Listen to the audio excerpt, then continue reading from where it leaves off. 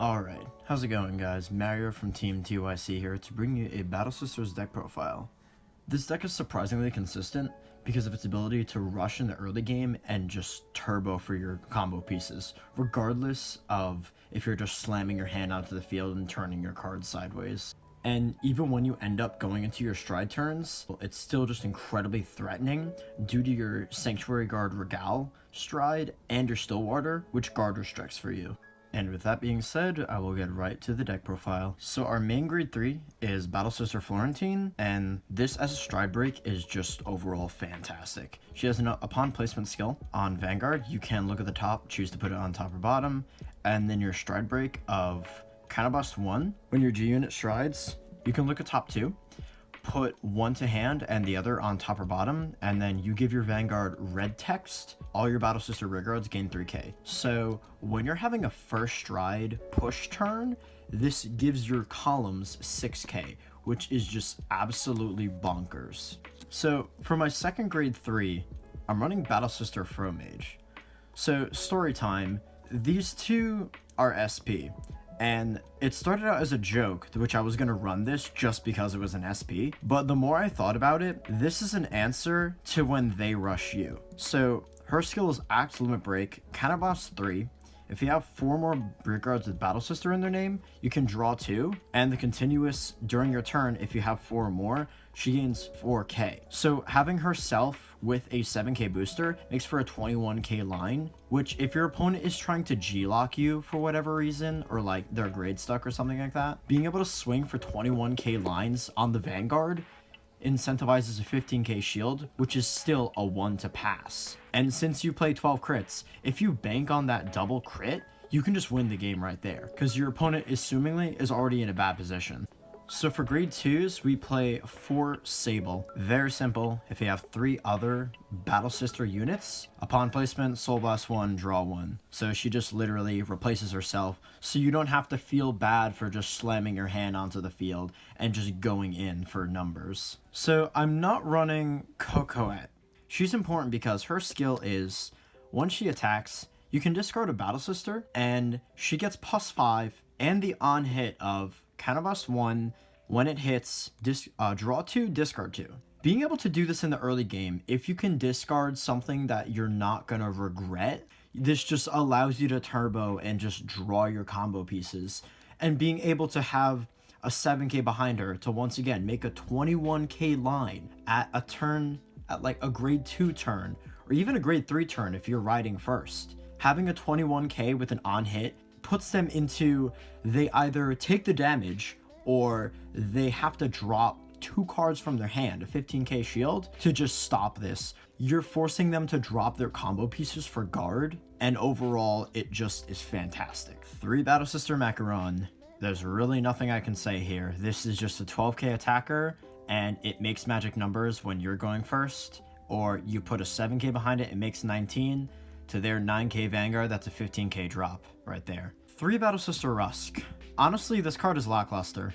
To me. I've never really had an instance where the resist really came in handy, like maybe once versus a Kagero matchup, but with Kagero and Link Joker being more prevalent, honestly, I was thinking of like changing the ratios. So I have 4 Battle Sister Taffy. Honestly, I was considering to run like 4 Rusk, 2 Taffy, but still, there was never really an instance in which the resist came up. But with Link Joker and Kagero coming up and stuff being able to target circles, I don't know, it just feels like really lackluster. It just feels to me that it doesn't do what it wants to do, or at least what it should be doing. 4 strifewater. Very simple. This doesn't really mean anything, but you can search any Battle Sister. So if for some reason you want to make a legacy build, this actually can help you out. 4 Battle Sister Marmalade. So normal PG skill.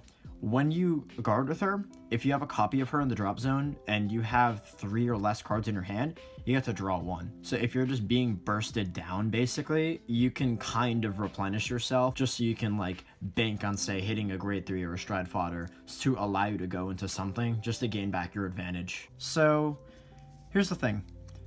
I like this card. I really like this card. It's fantastic. But my locals is very control orientated. So I play Link Joker. We have a lot of Link Joker players. We have Kagero, we have Dark Irregulars, we have Narukami. We all have things that hit my board. Counterblast 1 into Soul, check top 3, search for a Battle Sister from among them and add it to hand. This being able to get itself off the board early on is just incredibly valuable. I've had instances where this searches this, or it gives me a grade 3 that I need. Having this get off the board so I don't just like lose a combo piece is just incredibly important. Because other than that, if I don't get my starter off the board, my opponent will. Also, the amount of times I've actually just drawn into this, really, I've never felt bad about not having it as my starting Vanguard.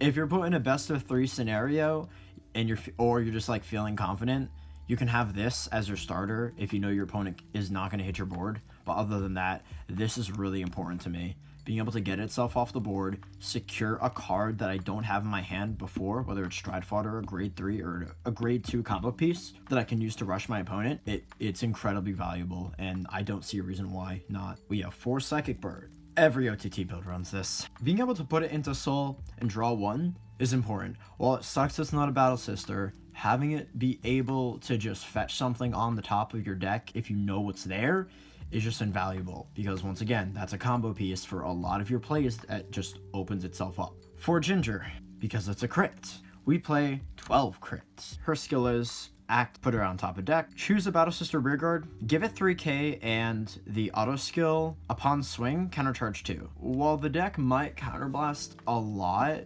honestly, I never felt like it has. I've rarely used this skill, but some people are running cards where the deck does counterblast a lot, and if you do need the countercharge, you have this. It returns to deck, it gives something 3k. A lot of your cards power up your units in increments of 3k, so it's not really that bad if you have to use it. And last is 4 heals.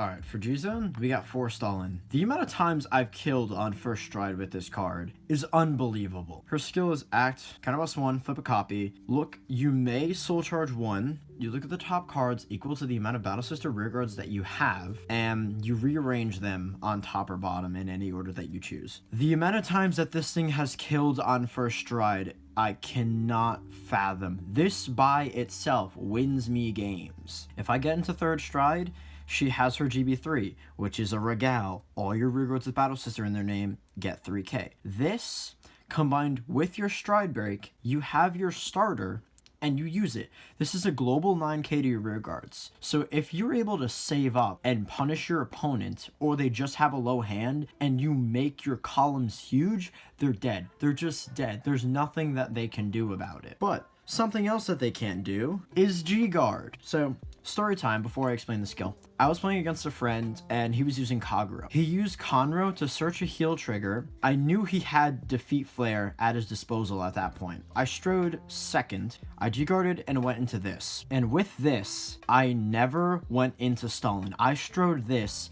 every turn that I had, and I avoided the first skill to flip itself, so I could literally go into this 4 times to make his G-guards and zeros useless. So her skill, counterblast 1, soul blast 1, flip a copy, draw 2.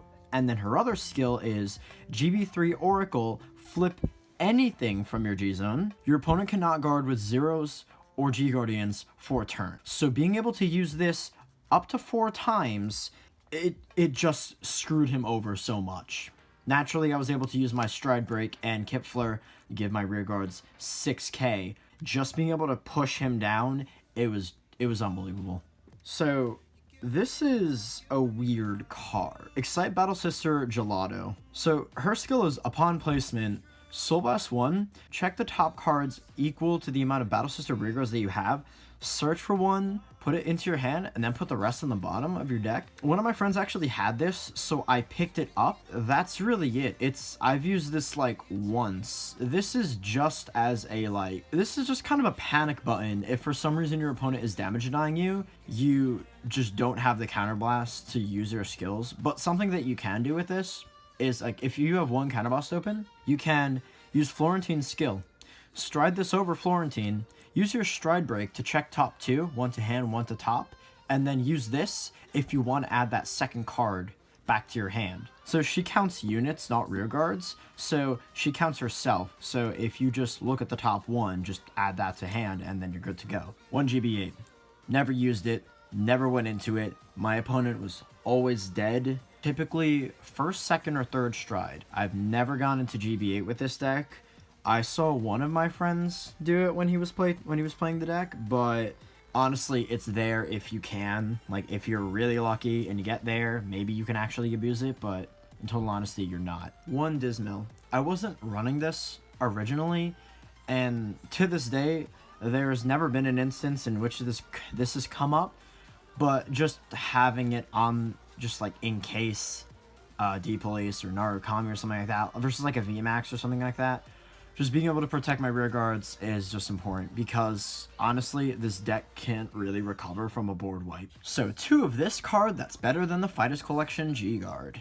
So her skill is when you guard with it, counterblast 1, draw 1, reveal the top. If it's a grade 1 or greater, you get 5k shield. I've never actually resolved that skill. I have always hit a trigger. Honestly, this is just fantastic. If you're like put in a weird situation where like you have a grade 2, or like you just trying to fetch out stride fodder before your next turn, just going into her and just being able to draw 1, if you get it, great. You could check the top, and if that is a stride fodder, you can just slam your hand to guard and secure the stride fodder off of your draw phase. And 2 super shiny and expensive Son of Eternity Amaterasu. When you guard with it, if you have 4 or more in hand, plus 10k. It's plot maker. It's just so good. Her other skill, when it's placed on G, soul charge 1, check the top, put it on top or bottom. Because you can use Stalin to rearrange your top 5, you can use it. You can go into this and soul charge something that you want, and then have the next card be a trigger. You can guard with this, take the next hit, and if it's a defensive trigger or a heal trigger, you can just get that off. Alright, final thoughts. I think the deck is surprisingly consistent for it being a rush deck.